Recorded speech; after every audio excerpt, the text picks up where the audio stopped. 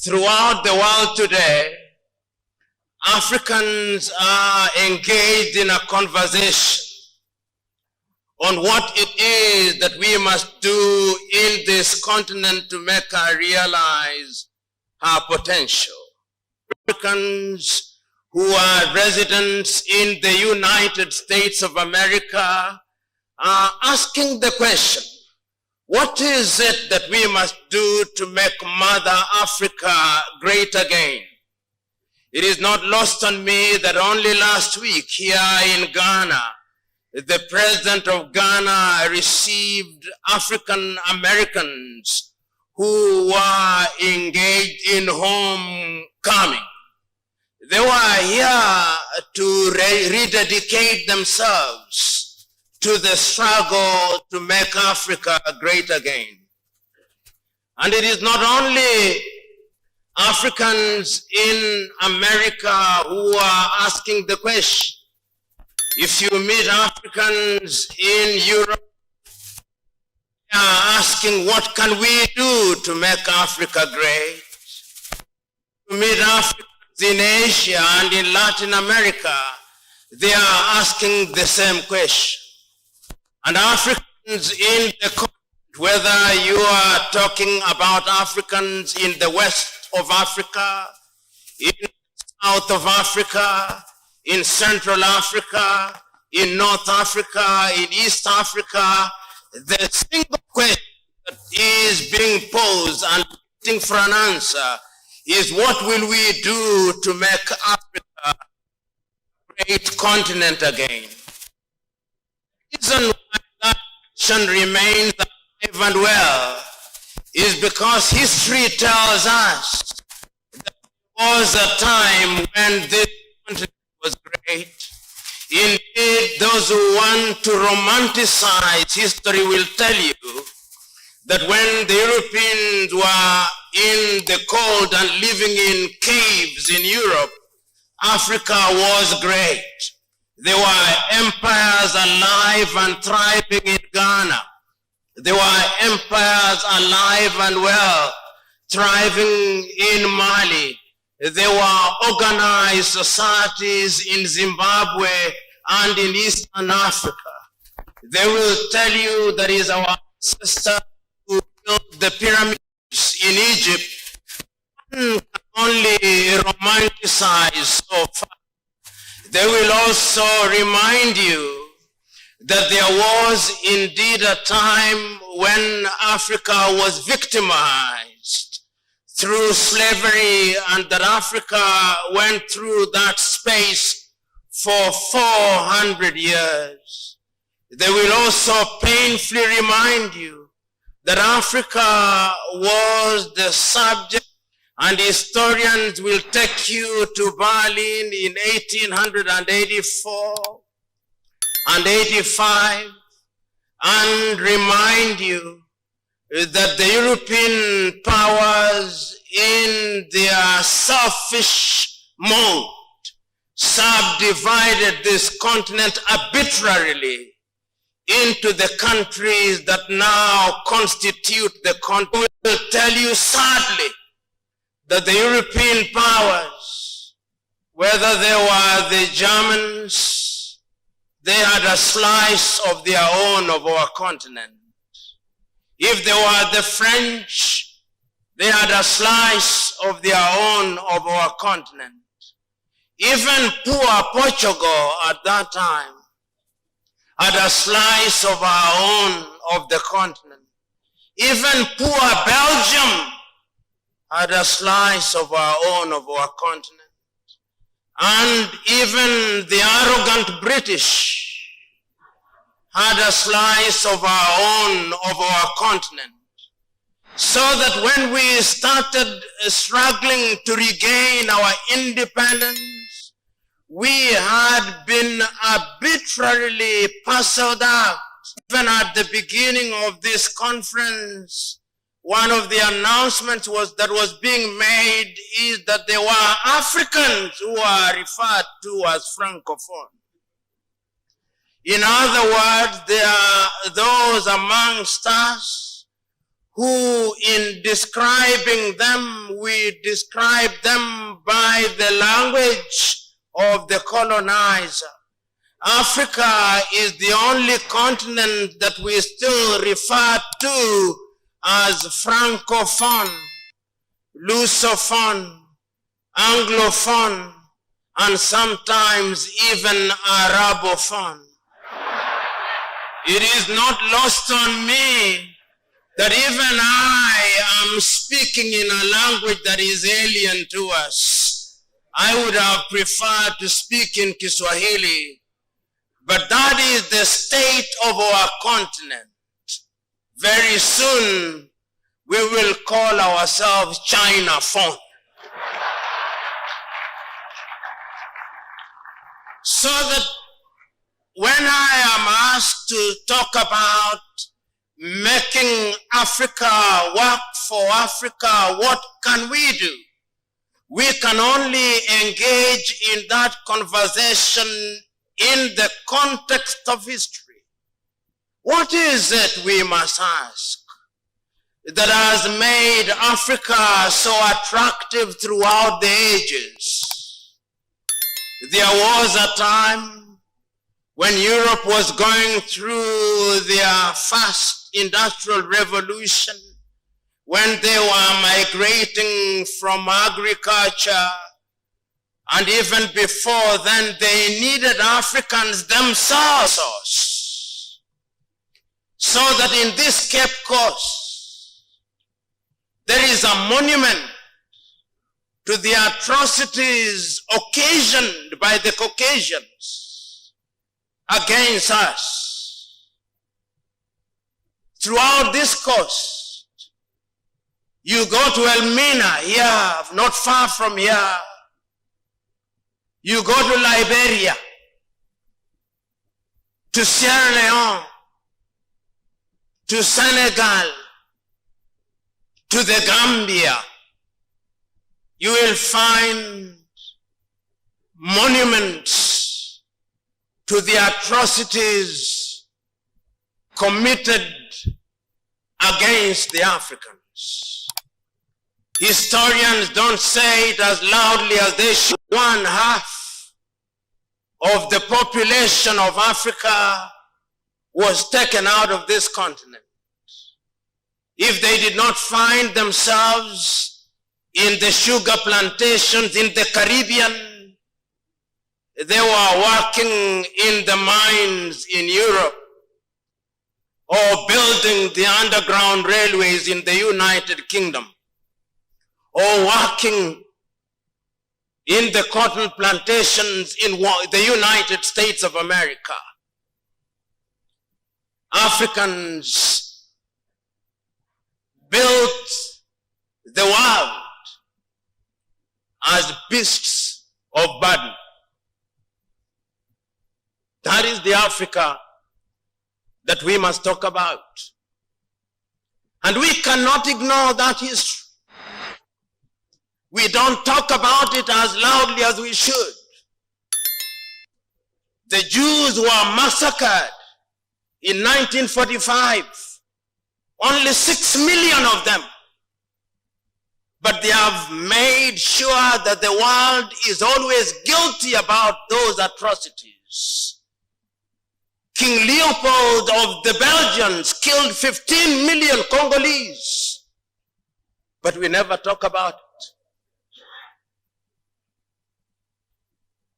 So when we talk about Africa and how we can make Africa work for Africa, we must remember the trauma that we must be suffering. Africa has never been left to rest. After the Erevery, they came up with yet another project, the colonial project. And we struggled against the colonial project Ethiopia was not colonized. The Italians tried until 1938, they failed. But Ethiopia was only one. Liberia regained her independence in 1847 when some of our brothers and sisters who had been taken to the United States were brought back. But the rest of Africa was subjugated. Portugal took her share in Mozambique, in Angola, in Sao Tome and Principe, in Guinea-Bissau, and in Cape Verde. And I can remember so very distinctly that until 1975, when I was a young high school student,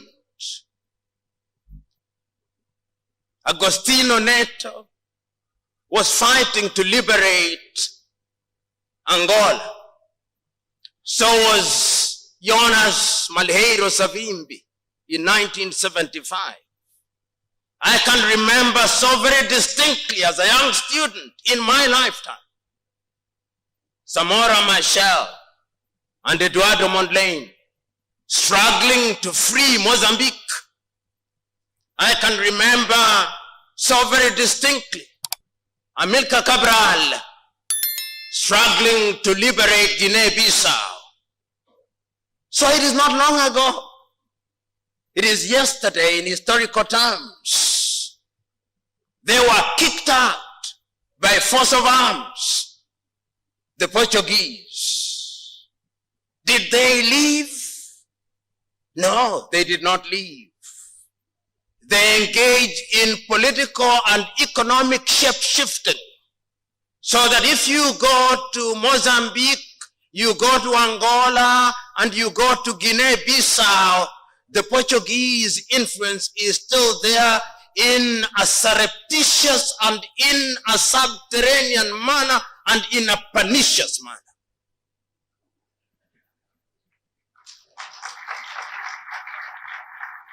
And if you doubt me, you only have to listen occasionally to their accredited ambassadors in their unguarded moment. They still think that those countries are their fiefdoms, to be guided occasionally if they are out of line. But the most pernicious of the colonizers was France. Pernicious to the core. I remember, courtesy of history, when in 1958, the Gaullist administration in France, having surrendered to the reality that Africans had to regain their independence, asking the colonies to vote yes or no. It is only Modibo Keita of Mali and Ahmed Sékou Touré of Guinea, and to a certain extent Ahmed Ben Bella of Algeria, who said we will be free in poverty. And you remember what they did when they were leaving the French. They destroyed everything, leaving Guinea to die. They had written the obituary of Guinea. They had written the obituary of Mali. They had written the obituary of Algeria. And they ensured that their former colonies entered into a pact which is alive today, that their currency will be printed from France, and that their banks will be controlled from France. In the mind of the French, whether you are talking of Nicolas Sarkozy, whether you are talking of Macron, in their unguarded moment, they still think that former French colonies are merely their backyards. That is the Africa that you are asking me to talk about, how she can work.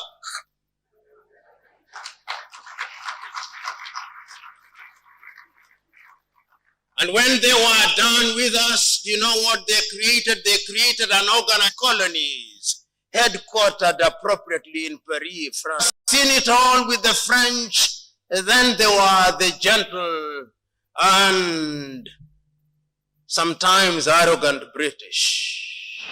Why arrogant? The empire over which they served.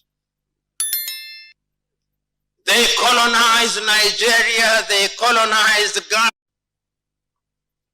It was a great son of this land, the Osagyefo, Kwame Nkrumah,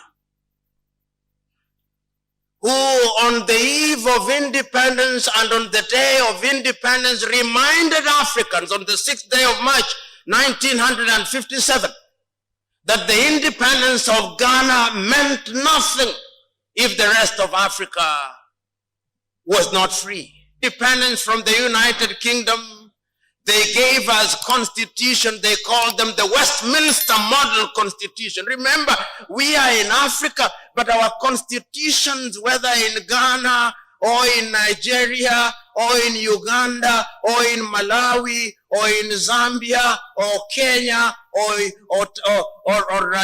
Tanzania, are referred to as Westminster Model Constitution. British bureaucrats sitting at the White Hall in London and giving us constitution. Go ye Africans and try it out.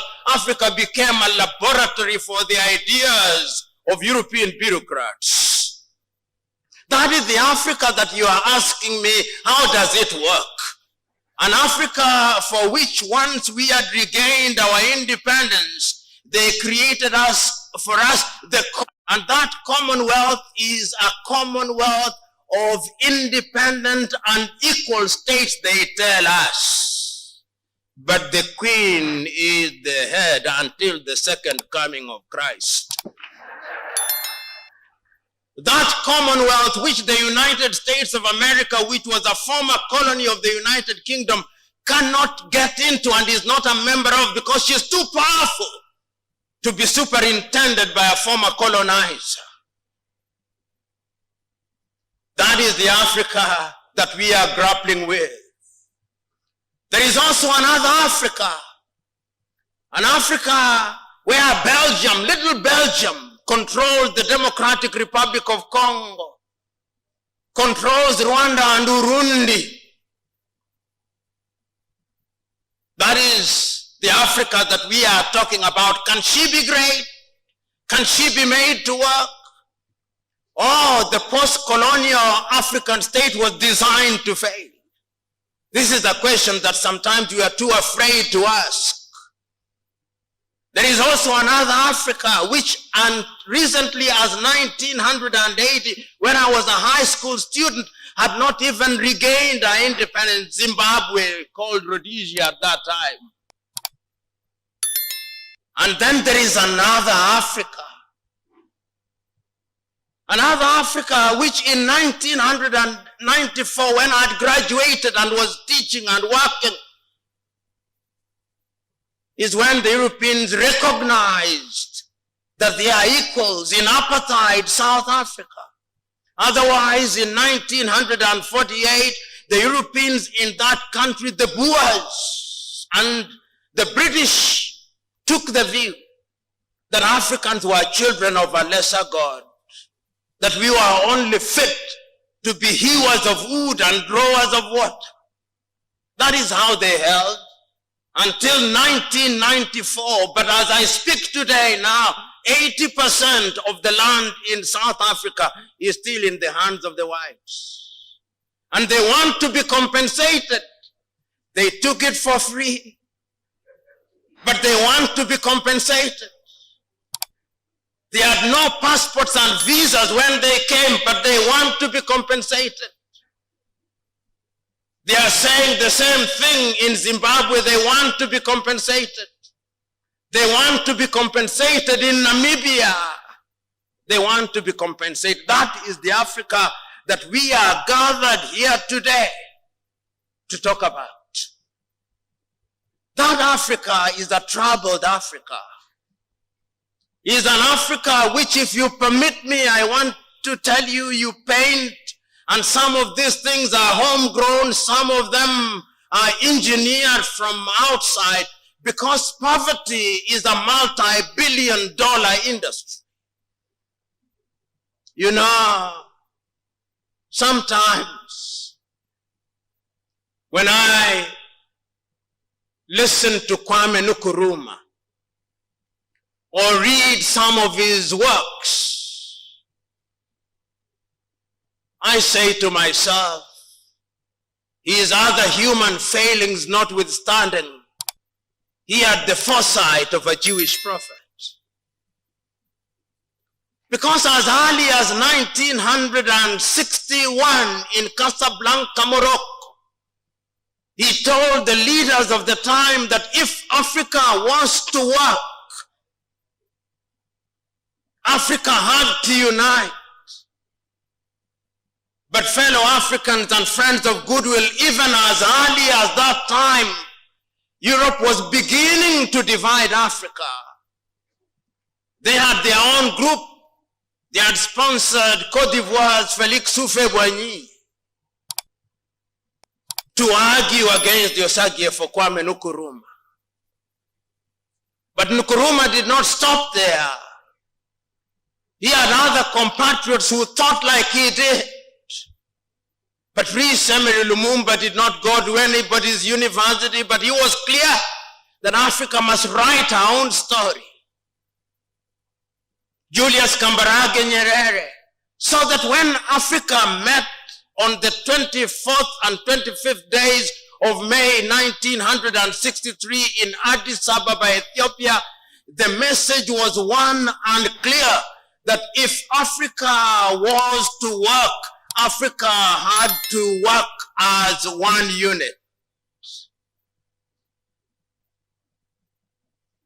Kwame reminded the audience, let us unite today. Let us come out of Addis Ababa with one country. Let us come out of Addis Ababa with one army. Let us come out of Addis Ababa with one currency. Let us come out of Addis Ababa with a common foreign policy. Because if we don't, we will each get used to our little sovereignties. Central African Republic will become used to the little sovereignty. Rwanda, Swaziland, Burundi, and all the other countries, and it will become difficult to unite us. But who listened to Kwame on that day? While he wanted the United States of Africa, we ended up with the Organization of African Unity, a loose alliance of heads of states.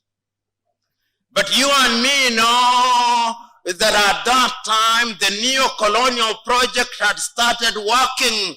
I'm saying this because you are asking me to talk about how we can make Africa work. Before we talk about how to make it work, we must understand how she is. This is a diagnostic process. We are trying to understand the maladies that afflict her. Because we must understand the etiology of these maladies in order to prescribe the right medication. So that the neo-colonial project was one that was meant to ensure that we appear to be independent. As somebody once said it in a most eloquent way, Africans were given the crown, but the jewels were retained.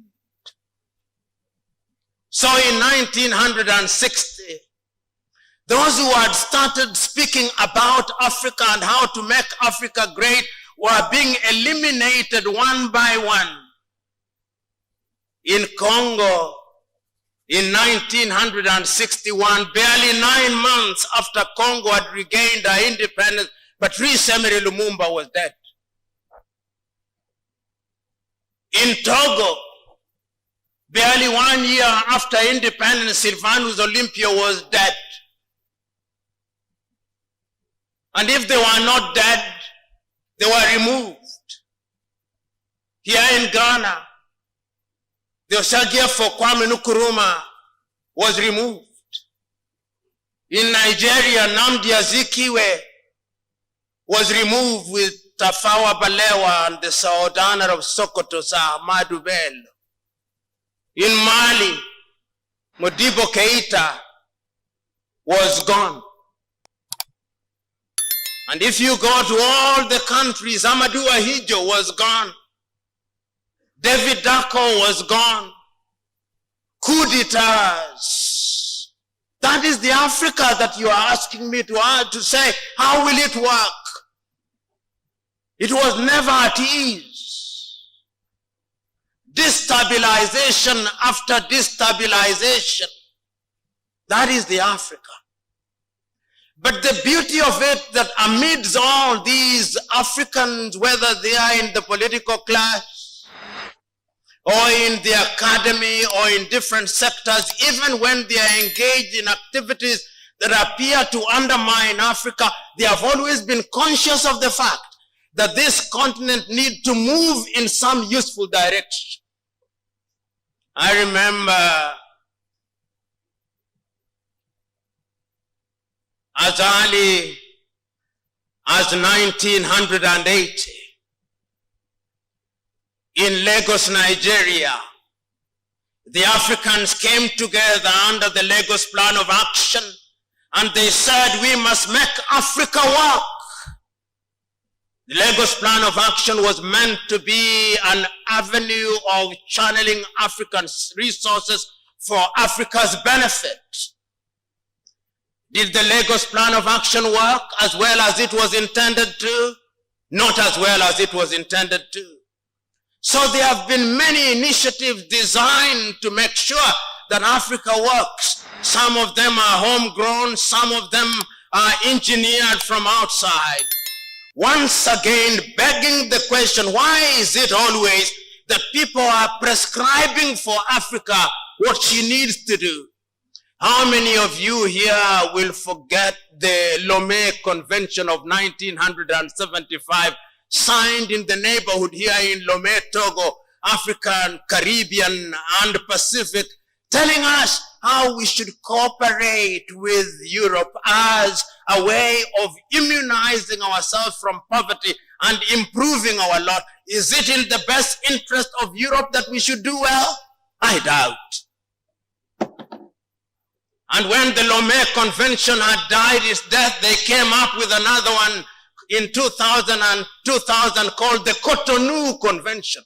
This belt, Lomé, Cotonou, appears to be a very favored site for signing these treaties. They signed yet another one in Cotonou to take over from the Lomé Convention. Once again, Africa, Caribbean, and Pacific, is it in their best interest that we should do well?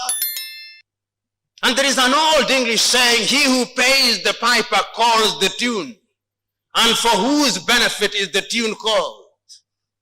And they did not stop there. Everybody somehow is always interested in Africa and her welfare. How many of you here will not remember the structural adjustment programs in the 1980s? How many of you here will not remember the Millennium Development Goals? There were 8 when they came about. Now they have been renamed. Now they are Sustainable Development Goals, and there are 34 of them. How many of you here will not remember Africa Growth Opportunity Act? The House, the Parliament of the United States of America, sitting at the Capitol Hill in the United States of America, saying we open the space for African countries. And what are they opening space for? Textile. We will now, whether it is in Lesotho, whether it is in Nigeria or Nairobi, Kenya, our women and our young men are sewing jeans and other apparel which are taken to supermarkets in the United States of America. And once they have worn them and they are tired of them, they created another export opportunity of second-hand clothing. and second-hand clothing. That is why the textile industries in Kaduna in Nigeria died. That is why textile companies in Kenya, whether it was Rivertex, whether it was Kikomi, whether it was Mountex, they all died, because Europe was now telling us, what we have consumed and rejected, you Africans must now consume. And when recently the Rwandese and the Ugandans said that we were going to stop the importation of second-hand clothing, they threatened us with sanction.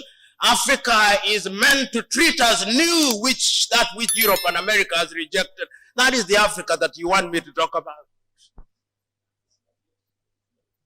So when we talk about this continent of Africa, there have been no shortage of attempts to help her and for her to help herself.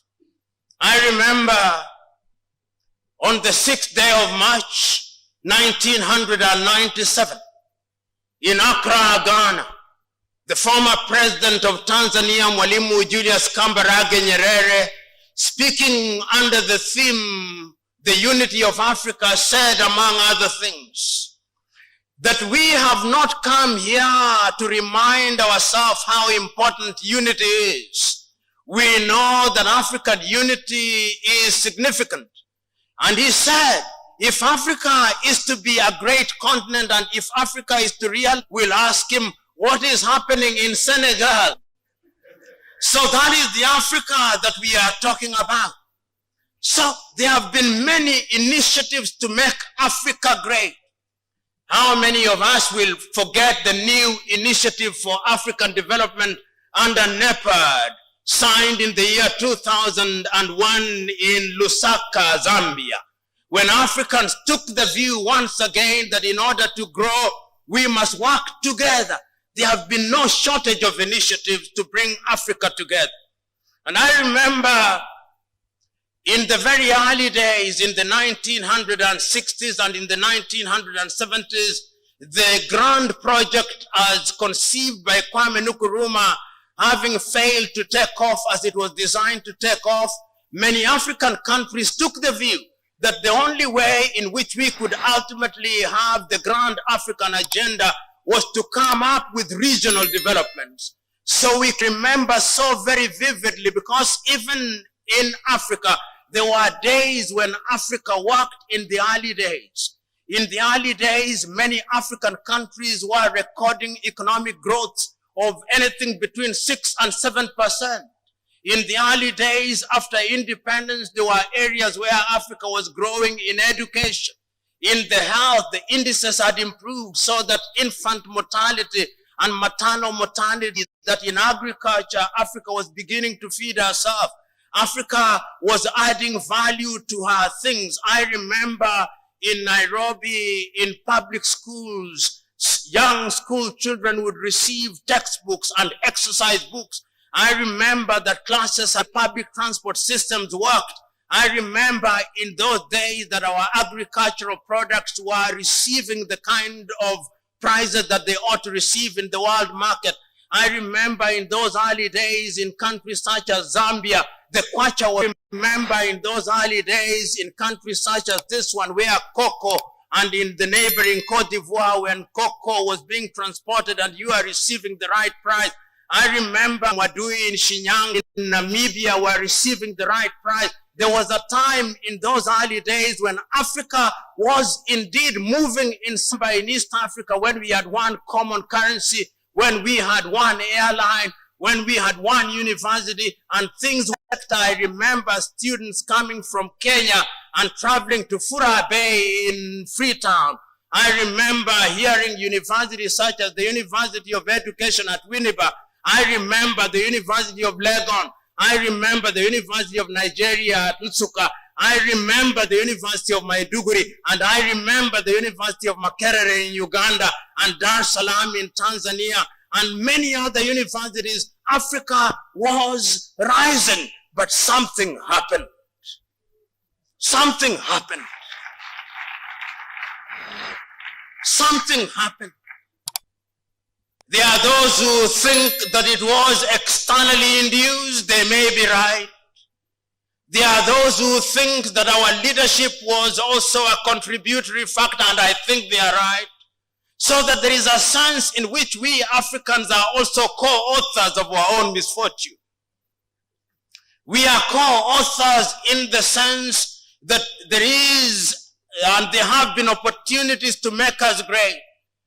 At the beginning of the address, the Vice Chancellor rightly remarked, the professor rightly remarked that in Africa there were countries that were doing better than South Korea. Kenya was doing better than South Korea. Kenya had a higher GDP than China. Ghana, the same. Tanzania, the same. Then somehow the Koreans went and left us. The Chinese during our lifetime have left us. The Singaporeans have left us. The Malaysians have left us. The Brazilians have left us. The Vietnamese after the war in 1975 have left us. Who is it? What is it that holds us back? What is it?